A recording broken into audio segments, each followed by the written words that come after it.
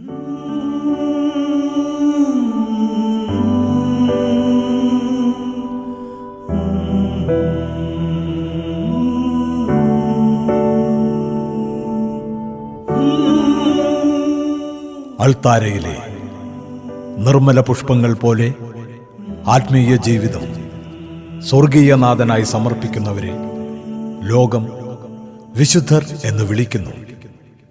പ്രാർത്ഥന, മൗനം, ഏകാന്തം, ലാളിത്യം, അധ്വാനം എന്നീ ജീവിത ശൈലികളിലൂടെ യേശുവിനെ തീവ്രമായി പ്രണയിച്ച കർമ്മല സന്യാസിനിയാണ് മദർ മേരി സെലിൻ CMC. ദൈവദാസി സെലീനാമ്മയുടെ ജീവിതം അരങ്ങിലുദിക്കുന്നു. സൂര്യമുഖം സൂര്യമുഖം സൂര്യമുഖം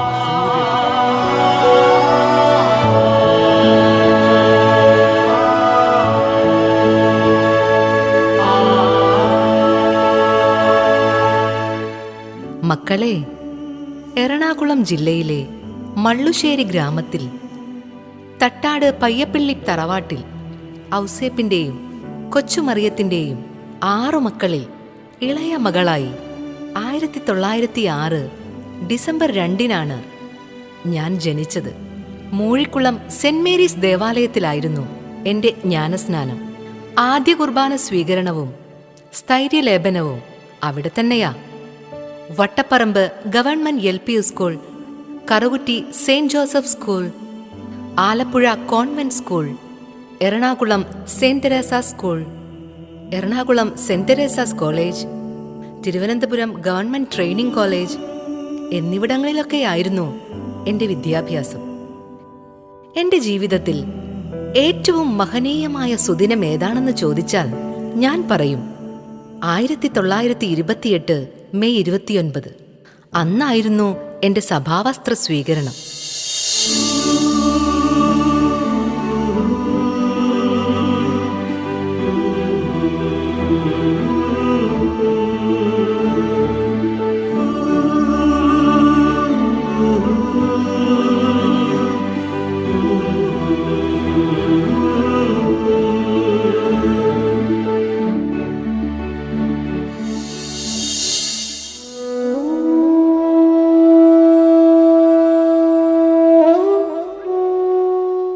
മോളെ അന്നക്കുട്ടി, അപ്പച്ചന് സന്തോഷായി മോളെ.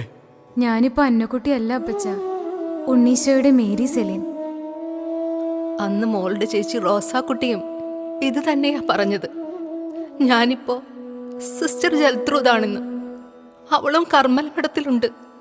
ചേച്ചിയുടെ സമർപ്പിത ജീവിത എനിക്കെന്നും പ്രചോദനമായത്. ഞാൻ ഈ കറുകുറ്റി സെന്റ് ജോസഫ് സ്കൂളിന്റെ ബോർഡിങ്ങിൽ നിന്ന് പഠിക്കുമ്പോൾ ബോർഡിംഗ് സിസ്റ്റർ കത്രീനാമ്മയോട് ഒരു കന്യാസ്ത്രീയാകാനുള്ള എൻ്റെ ആഗ്രഹം പറഞ്ഞതും അതുകൊണ്ട് തന്നെയാ. അന്ന് ഞങ്ങൾ എല്ലാവരും മോളെ എതിർത്തതല്ലേ. മോളെ ഞങ്ങൾ വീട്ടിലേക്ക് കൂട്ടിക്കൊണ്ടു പോവുകയും ചെയ്തു.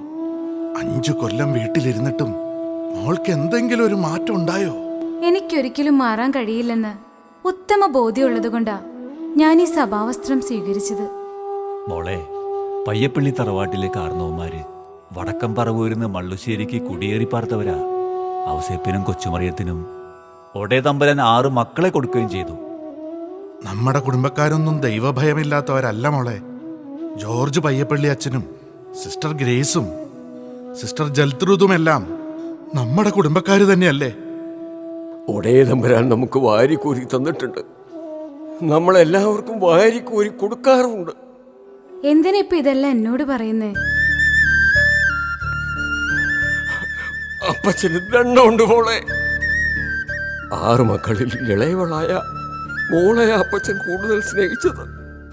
ഈ ചങ്കിനകത്തിട്ട മോളെ അപ്പച്ചൻ വളർത്തിയത്. മോളൊരു കല്യാണം കഴിച്ച് സന്തോഷത്തോടെ ജീവിക്കുന്നത് കാണാൻ ഞാനും എന്റെ കൊച്ചുമറിയവും എത്ര ആഗ്രഹിച്ചെന്നറിയോ. എന്നിട്ടിപ്പോ യാത്ര പറഞ്ഞു പിരിഞ്ഞേക്കണു. മോള് പോയിക്കോ, അപ്പച്ചനെ കാണണ്ടെങ്കിൽ പോയിക്കോ, നീ പോയിക്കോ.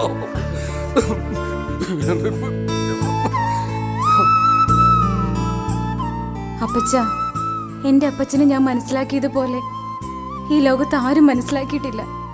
എന്നെ ഇങ്ങനെ കുറ്റപ്പെടുത്തുമ്പോഴും എന്റെ മനസ്സൊന്ന് തേങ്ങിയ എന്റെ അപ്പച്ചന്റെ ചങ്ക് പൊട്ടിപ്പോകുന്ന എനിക്കറിയില്ലേ. എനിക്ക് ഒന്നും കേൾക്കാൻ വയ്യ എന്റെ റൂഹായ തമ്പുരാനെ. ഇനി എന്തിനാണ് ഈ മറിയ കൊച്ചെ ഇവിടെ നിൽക്കണത്? വാടി, നമുക്ക് പോവാടി.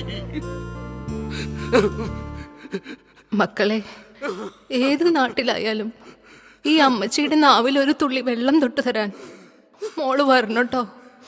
അമ്മച്ചിയെ മറക്കല്ലേ മോളെ.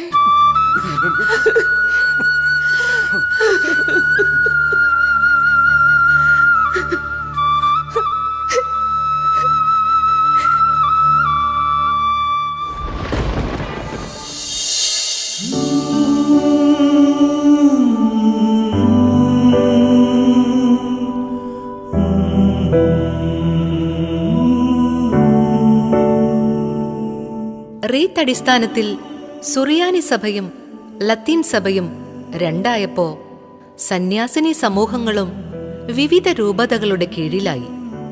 ഈ സന്യാസിനി സമൂഹങ്ങളെല്ലാം ഒരൊറ്റ കേന്ദ്രഭരണ സ്ഥാപനത്തിന്റെ കീഴിൽ വരണമെന്ന് ഞങ്ങളെല്ലാവരും ഒത്തിരി ആഗ്രഹിച്ചു. അതിനുവേണ്ടി ഒത്തിരി പ്രാർത്ഥിക്കുകയും ചെയ്തു. രണ്ടാം വത്തിക്കാൻ കൗൺസിലിന്റെ ലക്ഷ്യം ക്രൈസ്തവ സമൂഹങ്ങളെല്ലാം ഏകീകരിക്കണമെന്നുള്ളതായിരുന്നു. റോമിൽ നിന്നുള്ള പ്രത്യേക നിർദ്ദേശത്തെ തുടർന്ന് കപ്പൂച്ചിൻ വൈദികനായിരുന്ന ഫാദർ ഹിപ്പോളിറ്റസ് കൂനമ്മാവ് മഠത്തിലെത്തി ഒരു യോഗം വിളിച്ചുകൂട്ടി. 3 ദിവസം നീണ്ടുനിന്ന ഒരു യോഗമായിരുന്നു അത്.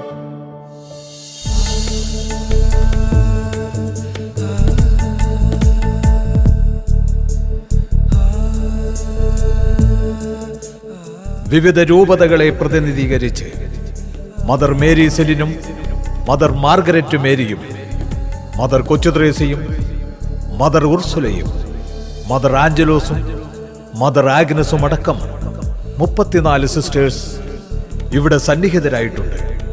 3 ദിവസമായി നടക്കുന്ന ചർച്ചകൾക്കൊടുവിൽ കർമ്മല സഭയ്ക്ക് ഒരു ജനറാളമ്മയെ നമ്മൾ തിരഞ്ഞെടുത്തു. തമ്പുരാന്റെ അനുവാദത്തോടെ കർമ്മല സഭയുടെ ആദ്യത്തെ ജനറാളമ്മയുടെ പേര് ഞാനിവിടെ വെളിപ്പെടുത്തുകയാണ്. ഉണ്ണീശോയുടെ മദർ മേരി സെലിൻ.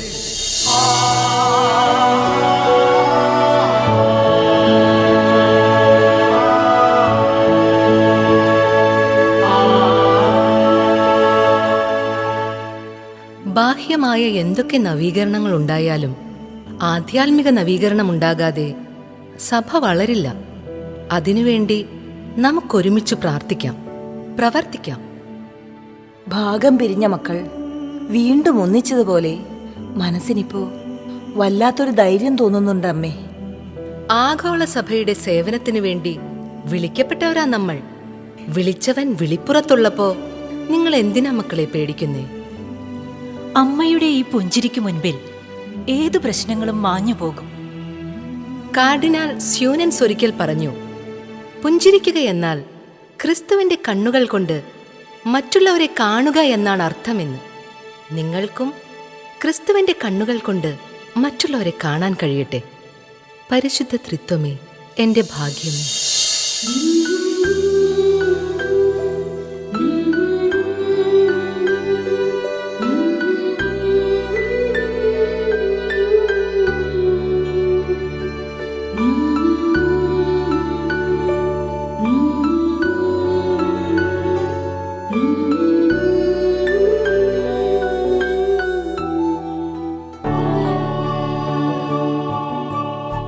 ദൈവിക ചൈതന്യത്തിന്റെ ഭൗതിക രൂപമാണ് വിദ്യാഭ്യാസം.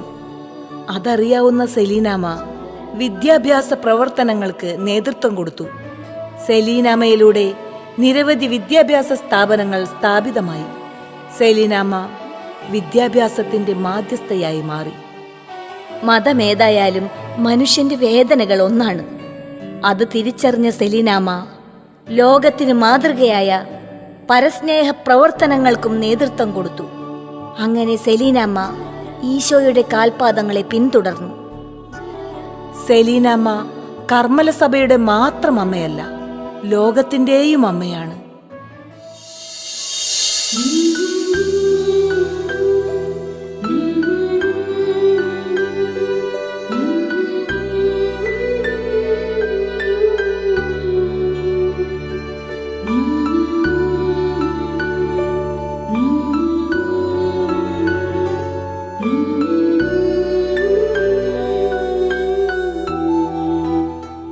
മക്കളെ, അമ്മയുടെ 87 വർഷത്തെ ജീവിതത്തിൽ 65 വർഷവും അമ്മ ഒരു കർമ്മല സമർപ്പിതയായി ജീവിച്ചു.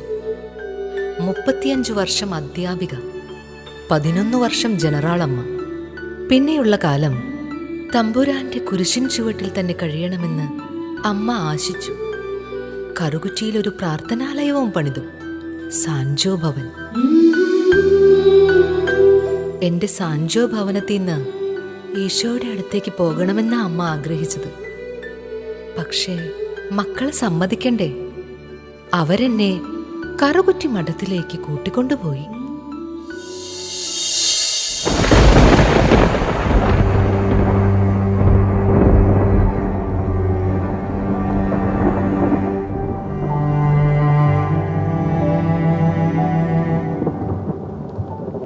ആരാ മനസ്സിലായില്ല എനിക്ക്.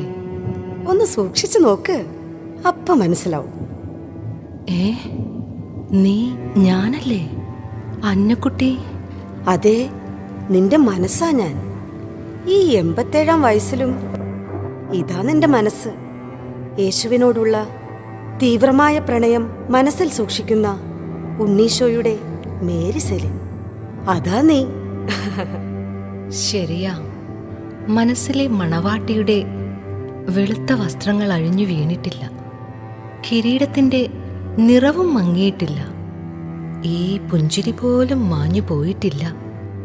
സെലിൻ, നിന്റെ കാത്തിരിപ്പ് ഇവിടെ അവസാനിക്കുകയാണ്. നിന്റെ മണവാളൻ വരാൻ സമയമായി. കെടാവിളക്കുമായി ചെന്ന് വാതിൽ തുറക്കുക.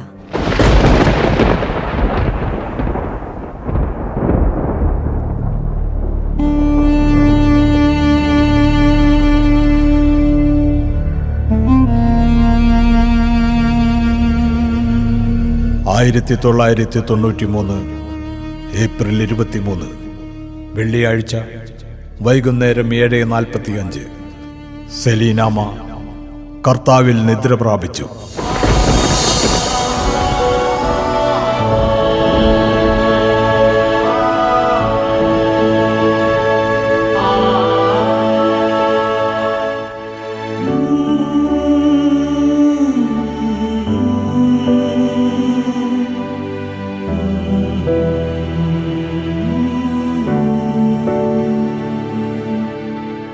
എന്റെ മക്കളെ, ഞാൻ ജീവിച്ചിരുന്നപ്പോ നിങ്ങളുടെ ഏതാവശ്യത്തിനും ഓടിയെത്തി.